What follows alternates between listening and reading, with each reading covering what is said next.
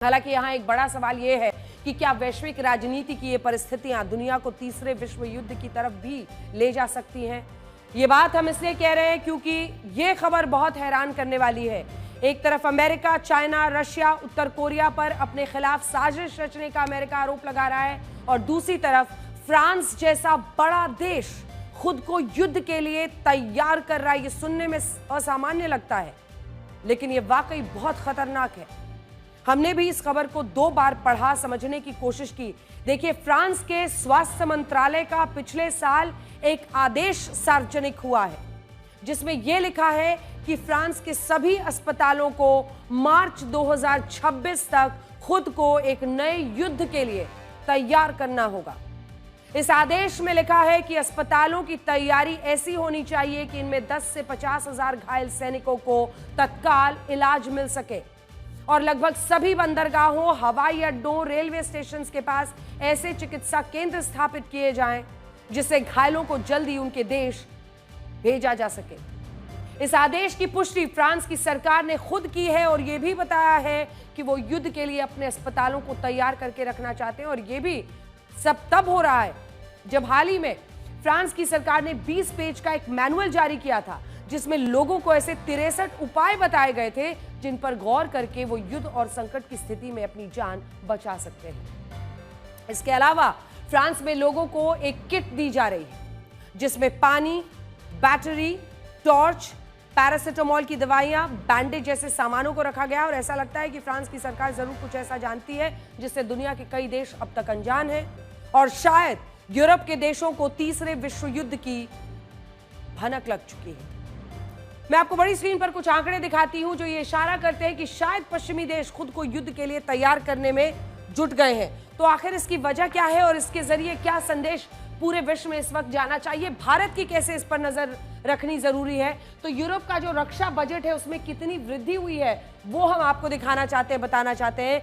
पिछले 3 सालों में यूक्रेन युद्ध के दौरान पूरे यूरोप ने देखिए अपने रक्षा बजट में 44% की वृद्धि की है, जिनमें 17% जो वृद्धि है अकेले पिछले साल बढ़ा है। एक साल में 17%। उससे पहले 2022 से 25 में 44% इजाफा हुआ था रक्षा बजट में, लेकिन इस एक वर्ष में 17% का इजाफा है। ये बहुत मायने रखता है। आप खुद सोचिए कि अगर युद्ध की कोई आहट नहीं है तो फिर आखिर रक्षा बजट लगातार क्यों बढ़ाया जा रहा है। और साल 2022 में 42,43,000 था, यहां पर जो नंबर है वो अब देखिए कितना हो गया है, 61,12,000 करोड़।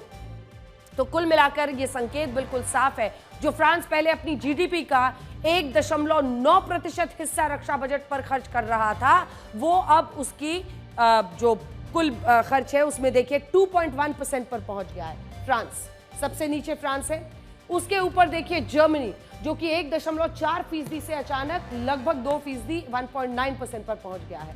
वहीं पहले नॉर्वे 1.6% खर्च करता था, अब नॉर्वे 2.1% खर्च कर रहा है। और वैसे ही अगर आप देखिएगा तो स्वीडन जो पहले 1.3% खर्च करता था अपने रक्षा पर, वो 2% करने लगा है। और पोलैंड जैसा देश जो कि काफी करीब है, अगर आप इस युद्ध को देखें रशिया यूक्रेन के, तो 2.4% से इसने बिल्कुल डबल के आसपास कर दिया है, 4.2% पर पहुंच गया है। इससे आप अंदाजा लगा सकते हैं कि इन तमाम देशों ने अपने रक्षा बजट में जबरदस्त इजाफा किया है। सबसे बड़ी बात क्या है? सबसे बड़ी बात यह है कि पिछले साल इन सभी देशों ने अपने रक्षा बजट में काफी वृद्धि की। अब ये जो वृद्धि है पोलैंड की अगर आप देखिए तो कितना बढ़ाया पोलैंड ने, पोलैंड बहुत करीब है, बॉर्डर पर है और इसीलिए पोलैंड ने 31% बढ़ाया है रक्षा बजट। दूसरे नंबर पर जर्मनी है जिसने बढ़ाया 28%, नॉर्वे ने बढ़ाया 17% और स्वीडन ने बढ़ा दिया है 34%। ये तमाम ऐसे मुल्क हैं जो यूरोप में अपने रक्षा बजट में जबरदस्त इजाफा कर रहे हैं और ये तमाम ऐसे संकेत हैं जिस पर हम सब की नजर रहनी चाहिए। यहां सवाल वही है कि ये सारे देश जब रक्षा बजट के खर्च को स्कूल, अस्पतालों, विकास पर खर्च करने की बात कहते थे, तब इन देशों में उल्टी गंगा कैसे बहने लगी? ये तो कहते थे युद्ध से दूर जाना चाहिए, शांति प्रिय बनिए, विकास बनिए, वर्ल्ड इज वन। लेकिन रक्षा बजट पर आखिर क्यों इतना खर्च हो रहा है? ये इतने हथियार क्यों खरीद रहे हैं? अपनी सेनाओं का विस्तार किस लिए कर रहे हैं? ये बहुत बड़ा संकेत है जिस पर पूरे विश्व की नजर रहनी चाहिए, तमाम देशों की नजर रहनी चाहिए। अब आइए आपको बताते हैं, पूरी दुनिया में शांति और मानवता पर सबसे ज्यादा लेक्चर कौन देता है? पश्चिमी देश। वो खुद देते हैं लेक्चर मानवता पर, विकास पर, शिक्षा पर, ह्यूमैनिटी पर। लेकिन हकीकत में हथियार, गोला बारूद, सेनाओं पर सबसे ज्यादा खर्च भी यही पश्चिमी देश करते हैं। 66% पूरी दुनिया का जो रक्षा खर्च है 239,07,000 करोड़ का है। उसमें 66% यही मानवता का ज्ञान देने वाले खर्च करते हैं और 23% एशिया के देश खर्च करते हैं, मध्य पूर्व के 9% और अफ्रीकी देश 1.9% खर्च करते हैं। तो ये अपने आप में सबसे बड़ा संकेत है कि जो पश्चिमी देश मानवता का सबसे ज्यादा ज्ञान देते हैं, रक्षा में खर्च वही करते हैं। रक्षा सौदों से पैसा बनाते हैं, रक्षा सौदों पर खर्च करते हैं। पूरी दुनिया में जिन 10 देशों का सबसे ज्यादा रक्षा बजट है, उनकी लिस्ट भी यहां पर आप देख लीजिए। इनमें पश्चिमी देशों की संख्या 5 है और बाकी के 5 देश अलग अलग महाद्वीप के हैं। ये एक पैटर्न दिखाता है। इसी तरह दुनिया के 10 शीर्ष सेनाओं में, लेकिन उससे पहले देख लीजिए सबसे ज्यादा खर्च कौन करता है? अमेरिका। दूसरे नंबर पर 27.7 है चीन, फिर रशिया 13, जर्मनी 7.8, भारत 7.6।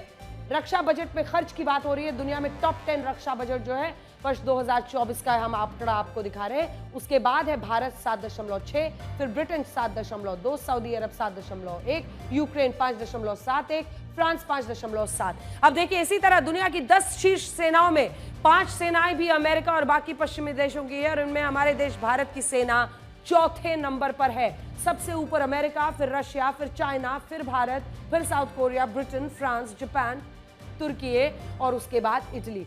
ये दुनिया की टॉप 10 जो सेनाएं हैं, ये ग्लोबल फायर पावर रैंकिंग के हिसाब से हमारा सोर्स है जिससे हमने ये जानकारी आपके लिए इकट्ठा की है।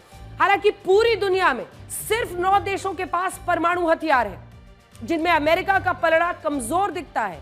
इनमें पश्चिमी देशों में अमेरिका, फ्रांस, ब्रिटेन के पास ही परमाणु हथियार है, जबकि रशिया, चाइना और उत्तर कोरिया एक अलग खेमे में है। तो यहां पर सबसे ज्यादा दुनिया के 9 परमाणु संपन्न देशों में परमाणु हथियार सबसे ज्यादा रशिया के पास है 4,309। उसके बाद नंबर 2 पर है अमेरिका। परमाणु हथियार की रेस में रशिया आगे है, 3700 है अमेरिका के पास। फिर आता है चाइना 600, फ्रांस 290, ब्रिटेन 225, भारत 180 और 7वें नंबर पर बहुत करीब है पाकिस्तान 170 परमाणु हथियार के साथ। इसको एक बार जरा स्क्रीन पर ऐसे भी दिखा दीजिए अगर नंबर्स इसके बहुत दूर से नहीं दिख रहे हो। फिर है इजराइल और फिर है नॉर्थ कोरिया। तो देखिए जब आप इस पूरे ग्राफिक्स को देखते हैं, लोअर हटाइए तभी पता चलेगा। ये देखिए ये सारे नंबर्स हट गए हैं आपके सामने। अब आप समझ लीजिए कि परमाणु हथियारों की जब बात होती है तो फिर कौन कहां पर खड़ा दिखता है।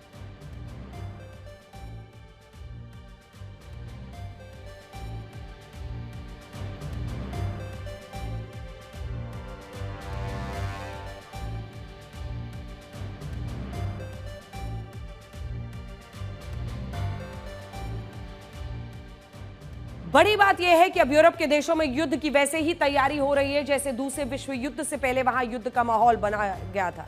हालांकि इस वक्त की एक बड़ी खबर क्या है वो ये कि चाइना में राष्ट्रपति पुतिन ने कहा है कि वो यूक्रेन के राष्ट्रपति जेलेंस्की से मिलने के लिए तैयार है, लेकिन उन्होंने ये भी कहा है कि क्या जेलेंस्की से मुलाकात करने का कोई मतलब बचा है।